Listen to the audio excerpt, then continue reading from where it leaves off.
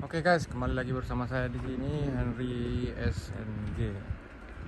Oke, video vlog kali ini aku ingin nunjukin suasana sore hari di Jepang. Ini aku merekamnya sambil naik sepeda. Kebetulan ini di pedesaan, jadi kalau di jalan-jalan gini polisi jarang sih menurutku. Nah, kita sambil cerita ya guys. Mana tahu ada teman-teman di sana yang penasaran atau pengen tahu gimana sih cara ke Jepang, apa sih syaratnya ke Jepang itu, dan kerja apa aja sih yang ada di Jepang itu. Oke, nah aku cerita satu-satu ya. Syarat ke Jepang itu yang pertama yaitu harus bisa bahasa Jepang. Nah, sebelum ke Jepang itu kita harus masuk ke suatu lembaga. Biasanya orang-orang nyebutnya LPK, kayak lembaga pelatihan gitu. Nah, soal biaya tergantung LPK sih, dan lamanya paling lama 3 bulan belajar bahasa Jepang, belajar budaya orang Jepang. Nah, setelah selesai pelatihan biasanya kita akan mengikuti seleksi wawancara, tes bahasa Jepang. Kesini tuh ada 2 jalur negeri sama jalur swasta. Nah, aku ikut dari jalur negeri atau jalur pemerintah. Bedanya nggak jauh beda sih. Kalau jalur negeri itu pulangnya dapat kayak tunjangan usaha mandiri gitu. Kalau jalur swasta nggak ada. Oke, ini lampu merah guys, kita tunggu dulu.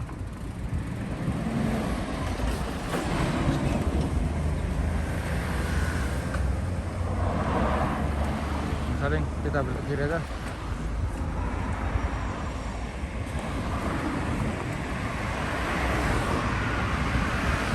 Nah, kalau kita udah ikut seleksi tes ke Jepang itu, kalau misalnya tes bahasa Jepangnya lulus, wawancaranya lulus, tes kesehatan lulus, nah kita akan diarahkan ke wawancara perusahaan. Wawancara perusahaan itu ada yang via online atau pihak perusahaannya datang langsung ke tempat pelatihan. Nah, kalau kita diterima, lanjut ke tanda tangan kontrak. Nah, kalau soal mengenai apa aja sih kerja job apa aja sih yang ada di Jepang itu, di sini banyak kerjaannya. Kita ke kanan ya. Karena itu harusnya ada pesawahan guys. Aduh, bentar ya guys, nanti kita lanjut.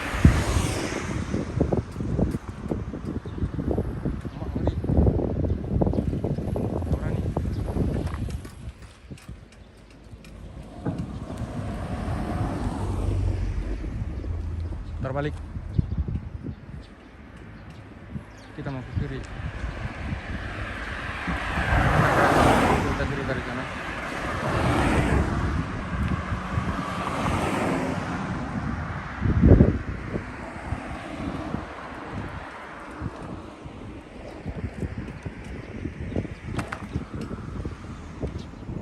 Nah, kalau kita udah diarahkan ke wawancara, tanda tangan kontrak itu sama pihak perusahaan dari Jepangnya, kita nggak bisa milih guys, tapi kita bisa direkomendasikan dari angket. Nanti sebelum wawancara kita disuruh ngisi angket, apa aja pengalaman kerja kita, tamatan terakhir dari mana. Kalau misalnya SMK otomotif gitu. Nanti bakalan direkomendasiin ke perusahaan mana saja kita yang akan tanda tangan kontrak. Pekerjaan di sini tuh ada konstruksi, ada pabrik, ada perawat, pertanian sama peternakan. Nah, saya ini misalnya peternakan sapi. Nah, saya 3 tahun pertama waktu Kensuse saya kerja di konstruksi di bagian pengecatan. Setelah selesai di 3 tahun magang, saya lanjut ke Kutekino di perusahaan yang berbeda, dan job saya sekarang di bagian pengecatan juga tapi di pabrik. Waktu Kensuse saya di pengecatan di Genba atau kerja di lapangan. Kalau soal biaya beda-beda, tergantung LPK sama tergantung kebutuhan masing-masing.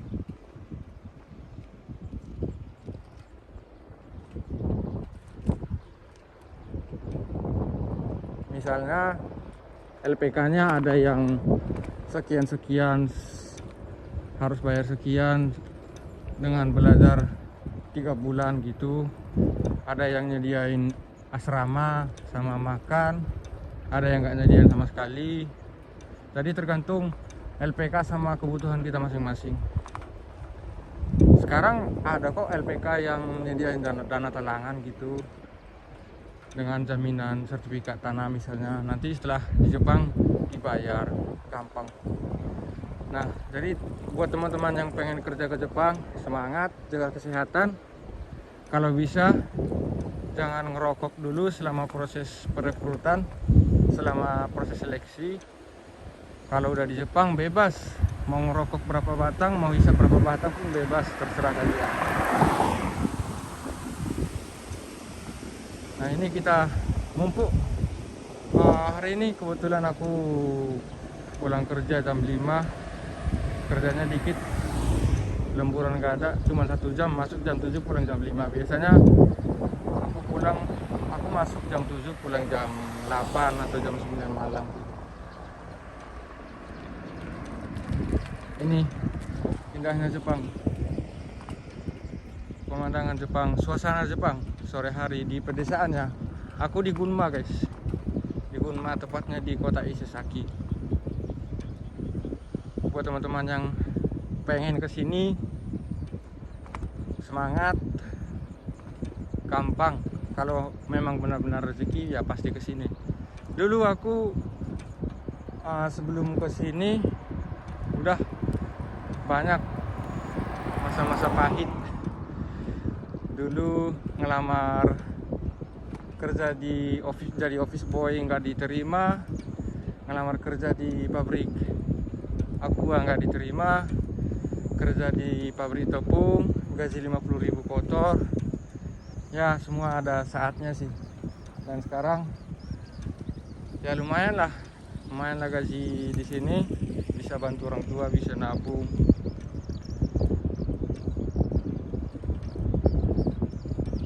Bisa jadi nikmati hari-hari muda gini, masa muda. Mumpung ada peluang, karena nggak bakalan selamanya kita bisa keluar negeri kan.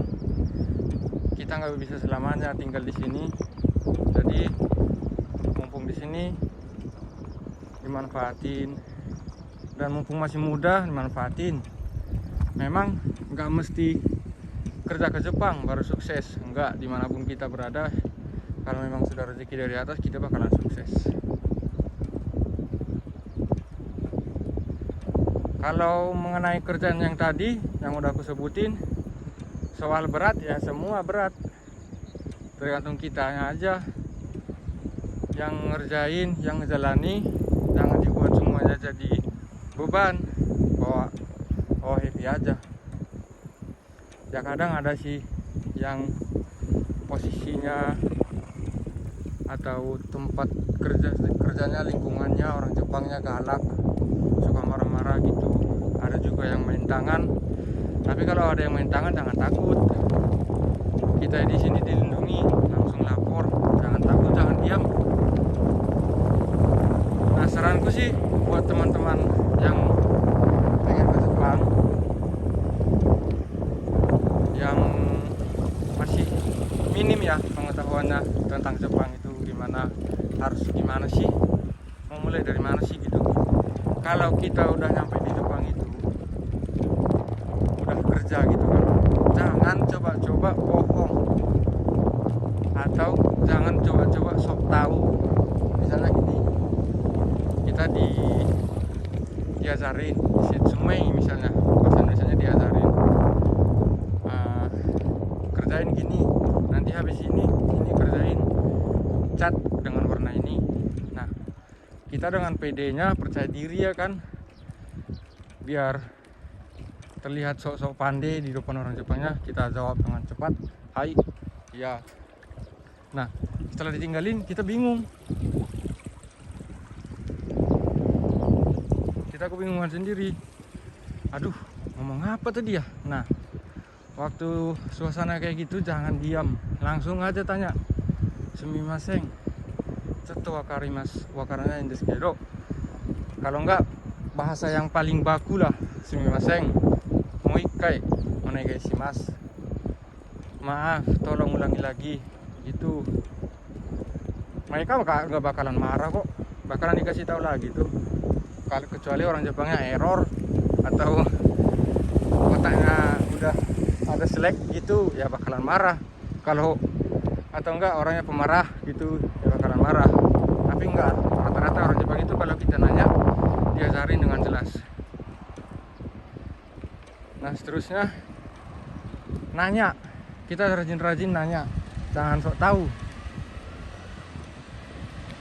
Kalau kita misalnya di Indonesia udah ada pengalaman ngelas gitu kan, atau pakai alat-alat yang udah biasa kita pakai di Indonesia, enggak, jangan bilang udah tahu, saya udah sering. Makanya jangan, kita pura-pura di bawah aja posisinya, pura-pura nggak pernah pakai itu aja. Nah, kalau kita udah diajarin, tiba-tiba kita disuruh make bisa, nah mereka pasti heran, dan yang ada kita dapat pujian guys. Oke, kita belok kanan lagi.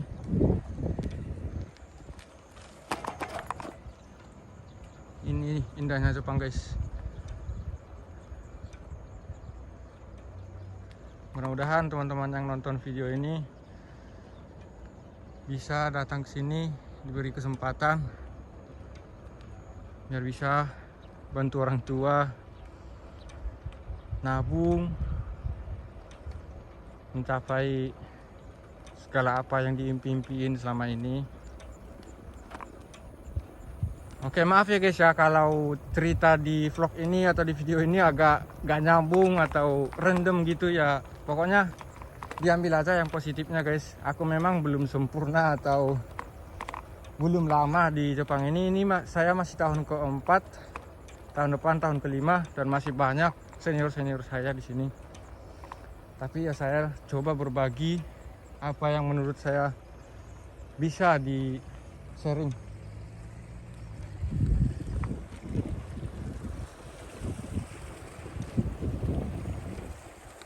Sorry guys, baterai HP saya lowbat. Aku sengaja pakai video kamera depan dulu ya. Nah, kita lanjut ceritanya guys. Kalau kita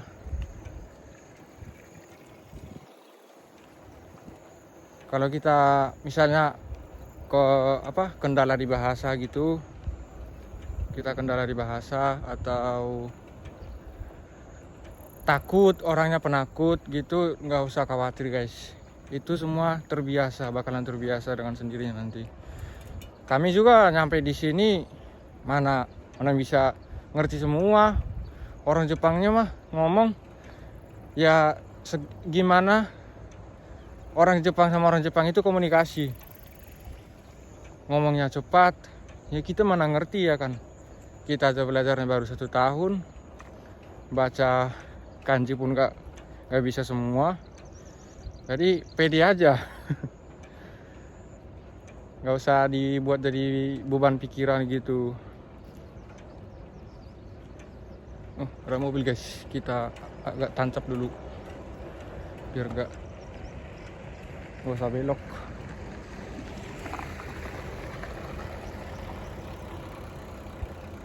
Tuh mobilnya tuh.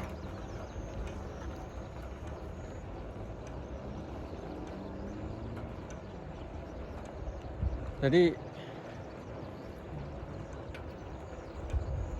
kalau teman-teman yang nonton video ini nanti misalnya ada saran atau pertanyaan, silahkan di komen atau DM Instagram saya biar saya buat lagi di konten selanjutnya.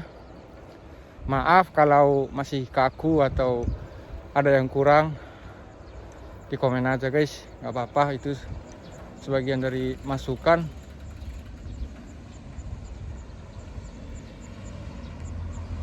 Dan saya juga butuh komen biar ada kelanjutan kontennya guys. Oke, aku belok kanan aja kayaknya.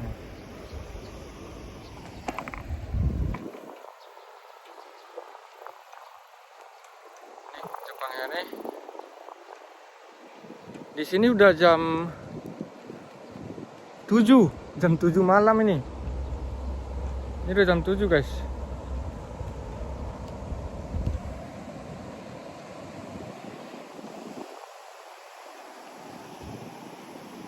Jam 7 tapi masih terang. Soalnya musim panas. Jadi musim panas itu pagi jam 5:30 kalau nggak salah. 5:30 itu udah terang. Dan malam jam 7 masih terang. Luar biasa sih.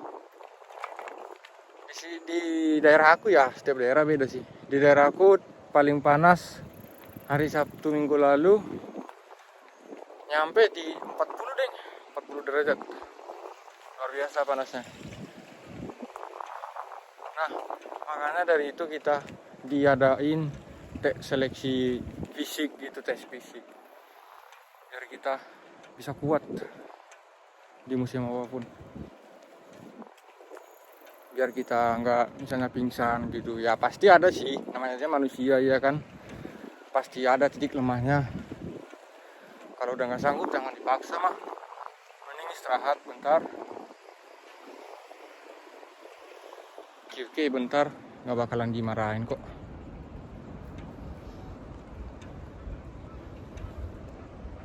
Jangan ngeluh gara-gara kurs sekarang menurun gitu, jangan. Ya kita sama-sama doain aja biar yen membaik, biar gaji di sini nggak gimana ya, biar gaji di sini cukup lah buat ditabung sama dikirim ke Indonesia. Oke, kira mungkin sekian dulu ya teman-teman.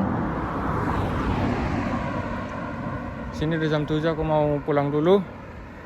Ya, kalau ada saran, komen atau Bang buat ini bang gimana ini bang, nanti aku balas semua dengan video guys. Aku usahain nanti buat konten, aku cari nanti waktu biar bisa buat kontennya. Aku jelasin semua buat teman-teman semua yang ingin ke Jepang. Oke, jangan lupa di like ya guys, di share.